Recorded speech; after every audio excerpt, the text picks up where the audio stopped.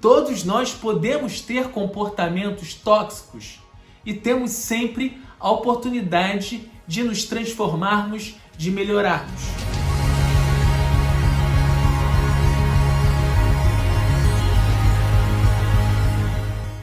É uma relação que envolve harmonia e que promove evolução.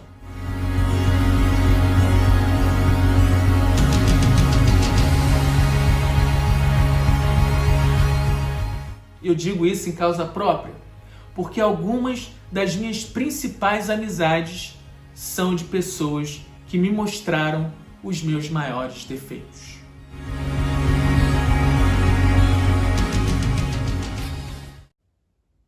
Olá pessoal, eu sou Daniel França e esse é mais um vídeo do canal Psicologia Integral. No vídeo de hoje eu vou tratar de um tema sobre o qual várias pessoas pediram para eu comentar.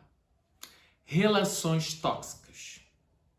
Eu já adianto que eu não vou tratar no vídeo de hoje das chamadas relações abusivas, porque a abusividade em uma relação envolve uma série de características mais complexas, que merece uma análise mais detalhada, que eu vou realizar em outro vídeo no futuro. Eu vou tratar nesse vídeo das relações tóxicas que podem se apresentar na família, no trabalho e principalmente nas relações de amizade. Eu já começo adiantando que eu não considero adequado, construtivo, utilizarmos o termo pessoas tóxicas. Em primeiro lugar, porque esse termo rotula as pessoas e gera mais afastamentos do que soluções.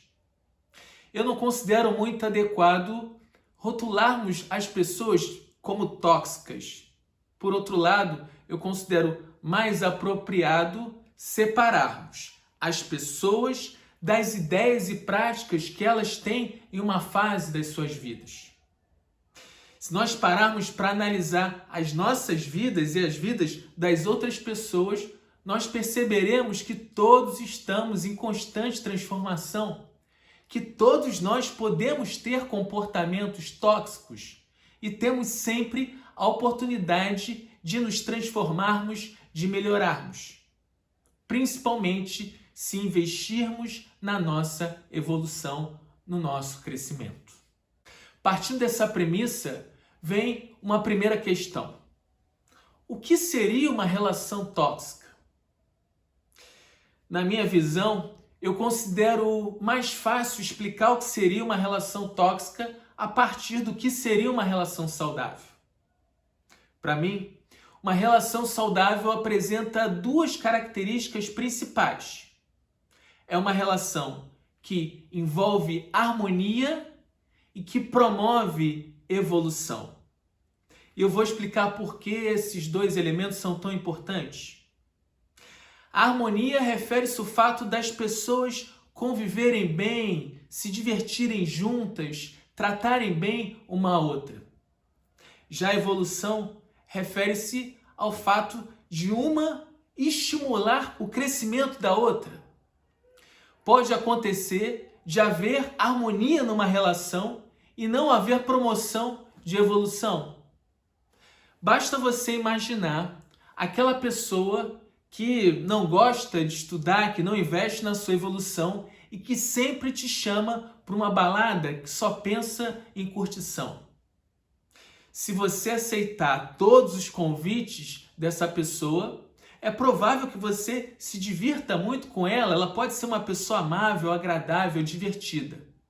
Mas com o passar do tempo, você perceberá que o fato de você deixar os estudos de lado e só pensar na farra, nas festas, promoverá a sua estagnação e te gerará vários prejuízos, vários malefícios na sua vida. Então, essa relação é como se fosse um bombonzinho envenenado. É algo que aparentemente é muito gostoso, mas que com o passar do tempo vai se apresentar prejudicial, tóxico para você. Partindo dessa premissa, quais são os fatores que influenciam na construção de relações tóxicas ou de relações saudáveis? Eu considero 4 fatores fundamentais que influenciam na construção de relações saudáveis ou tóxicas. O primeiro deles são os comportamentos tóxicos que todos nós eventualmente podemos ter. E eu posso citar aqui vários exemplos. Um comportamento tóxico muito comum é o de egocentrismo. Aquela pessoa que sempre se coloca como centro de tudo, que sempre quer ser o centro das atenções, que não dá espaço para os outros falarem, que quer que tudo gire sempre em torno das suas vontades, dos seus desejos, dos seus interesses. Um outro comportamento tóxico comum é o de superioridade. Aquela pessoa que sempre se coloca na relação como superior, que sempre pensa que tem as melhores ideias, que não se coloca no diálogo, na relação como igual. Um outro comportamento tóxico comum é o de controle e de manipulação. Ele ocorre quando a pessoa sempre busca te controlar, te manipular. E ela utiliza várias ferramentas, desde as mais veementes até as mais sutis, para te controlar, para manipular você. Um outro comportamento tóxico comum também é o da invasividade. Aquela pessoa que não considera os seus limites, o seu espaço, sobretudo o seu espaço emocional. É aquela pessoa que sempre está estimulando, provocando conversas que você não quer ter, ingressando em um espaço emocional que você ainda não está preparada para tocar. Um outro comportamento tóxico é o de parasitismo. É aquela pessoa que sempre está pedindo favores, que só te procura para pedir ajuda em relação a alguma questão e que ela dá muito pouco em troca. Não há uma simetria na relação entre dar e receber. Você se sente muitas vezes com a sua energia sugada. A pessoa só pede e pouco dá em troca. Existe comportamento tóxico também quando a pessoa é muito negativa. Aquela pessoa que está sempre apontando o lado negativo de todas as situações. Isso acaba te contaminando, acaba te fazendo mal. Existe comportamento tóxico também quando a pessoa se vitimiza frequentemente. Quando ela sempre adota a postura de vítima nas suas relações e não assume a sua responsabilidade perante a vida, perante o que acontece com ela. Mas todas essas situações é importante destacar que são comportamentos tóxicos que as pessoas podem transformar desde que elas invistam na evolução. O segundo fator que influencia muito na construção de relações tóxicas ou saudáveis é o grau de sintonia entre as pessoas.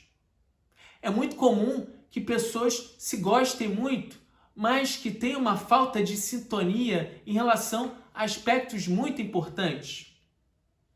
Eu cito como exemplo um casal que se ama muito, mas um deles é muito bagunceiro, não gosta, não liga para a casa arrumada, organizada, limpa.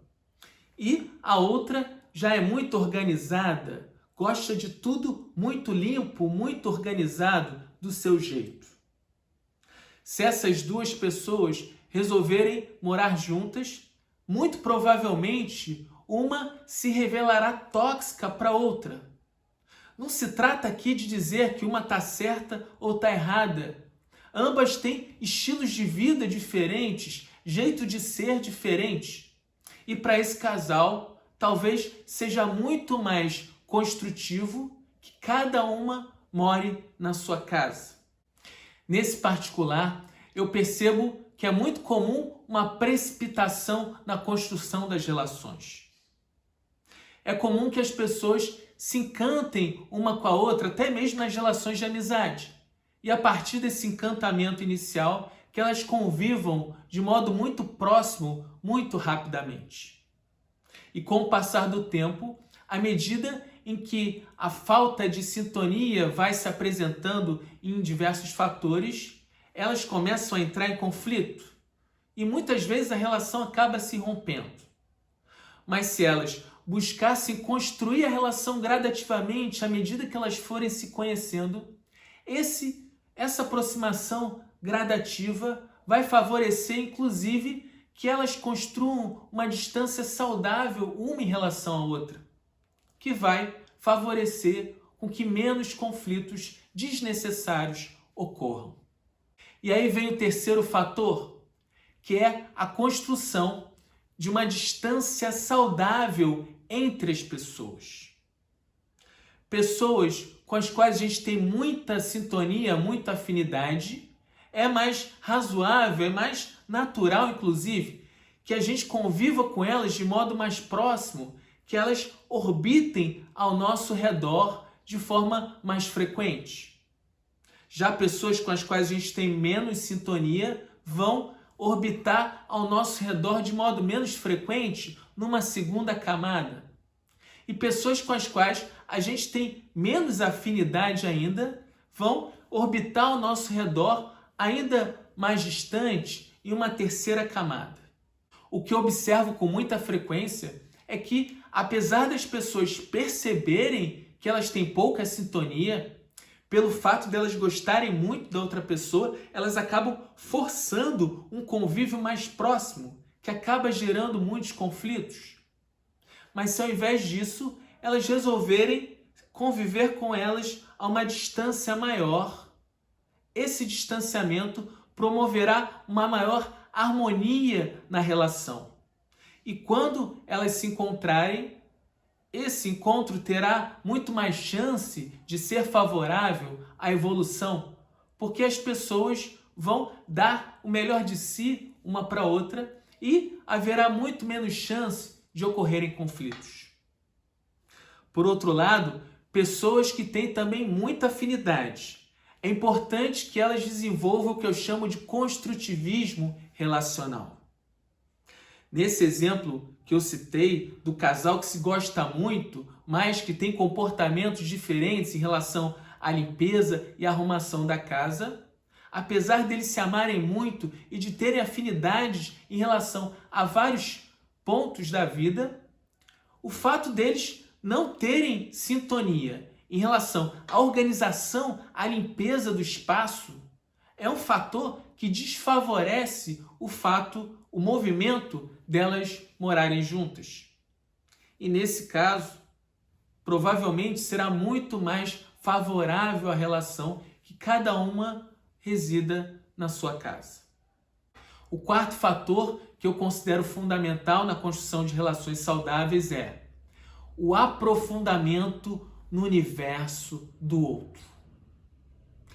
Mesmo quando a gente não tem muita sintonia em relação a uma pessoa, quando a gente investe em se aprofundar no conhecimento dessa pessoa, ainda que por um momento breve, esse aprofundamento gerará uma vinculação afetiva que favorecerá a saúde da relação. Eu cito como exemplo o que acontece numa relação terapêutica. Geralmente, o psicólogo e o seu paciente são pessoas muito diferentes, comumente estão em sintonias muito diferentes. Mas pelo fato do terapeuta se interessar pela escuta na profundidade daquela pessoa, do seu paciente, esse aprofundamento na relação, essa confiança que é gerada, favorece a harmonia na relação, inclusive viabiliza que eles conversem sobre situações muito delicadas, sobre situações difíceis, contribuindo para a evolução de ambas as pessoas. Mas aí vocês podem me falar, Daniel, mas isso só acontece numa relação terapêutica? No meu trabalho voluntário em escolas públicas, eu comumente trabalho com turmas que são divididas em vários grupinhos, inicialmente divididas em vários grupinhos. Esses grupinhos se formam em razão do grau de sintonia das pessoas. Mas eu realizo várias dinâmicas, várias atividades com eles que favorecem com que eles passem a se escutar, passem a conhecer mais do universo íntimo uns dos outros. E assim, os muros entre os grupos se dissolvem. Eles continuam existindo, as pessoas continuam convivendo de maneira mais próxima com quem tem mais sintonia, mas eles passam a perceber as pessoas dos outros grupos de maneira diferente, passam a reconhecer a humanidade, a beleza nas diferenças das outras pessoas. Passam a conviver, portanto, de forma mais saudável, menos hostil. Dito isso tudo, vem uma questão final. Eu já ouvi de muitas pessoas o seguinte questionamento: Daniel, eu tenho uma amiga de quem eu gosto muito, mas a relação com ela não está muito boa de uns tempos para cá, ela não vem me tratando muito bem. Eu estou pensando em me afastar dela. É óbvio que cada qual vai agir conforme a sua condição, conforme o que consegue fazer. Mas se vocês perguntarem para mim o que eu faria numa relação como essa, numa situação como essa, eu investiria no diálogo com a pessoa. Muitas vezes o diálogo amigo, o diálogo amoroso, a escuta afetiva promove muita transformação. Ajuda o outro a evoluir, a sair do buraco onde ele se encontra e o qual muitas vezes ele sequer percebe. E dialogando sobre essa situação difícil, é uma situação delicada, eu começaria o diálogo me mostrando aberto, para que a pessoa diga para mim também qualquer aspecto, qualquer característica, qualquer atitude que eu possa estar tendo que possa não estar agradando a ela. Me mostrando aberto a críticas construtivas, essa minha abertura favorece a reciprocidade, favorece que ela também se abra a eventuais críticas que eu tenha a fazer. Mas é importante que essas críticas sejam levadas de forma amiga, de forma cuidadosa, de forma amorosa. E eu gosto muito da técnica do sanduíche. Ela consiste em iniciar com uma informação positiva, falar sobre o tema delicado e terminar o diálogo com outra informação positiva. Pode ser da seguinte forma: eu posso falar para a pessoa o quanto ela é importante para mim, quantas situações ela já me ajudou, em quantos aspectos ela promoveu o meu crescimento com o seu jeito de ser. Mas eu posso dizer também que, apesar de tudo isso, no momento presente, em alguns aspectos, ela está tendo alguns comportamentos que não estão me fazendo bem. E eu posso, inclusive, perguntar para ela se eu estou, de alguma forma, contribuindo, provocando esses comportamentos. E ao final do trato da questão mais delicada, eu posso terminar dizendo que se nós conseguirmos nos ajudar mutuamente, se nós conseguirmos superar aquela situação, nós dois vamos evoluir e a nossa amizade também crescerá. Eu considero muito mais construtivo esse tipo de investimento, porque na minha visão, uma relação de amizade, ela aprende também a tratar de questões delicadas. Ela ajuda a promoção da evolução do outro. Porque muitas vezes, se eu simplesmente me afastar do outro, sem nem ao menos dar a ele a oportunidade de conhecer, de saber as razões do meu afastamento, eu não estarei ajudando o seu crescimento.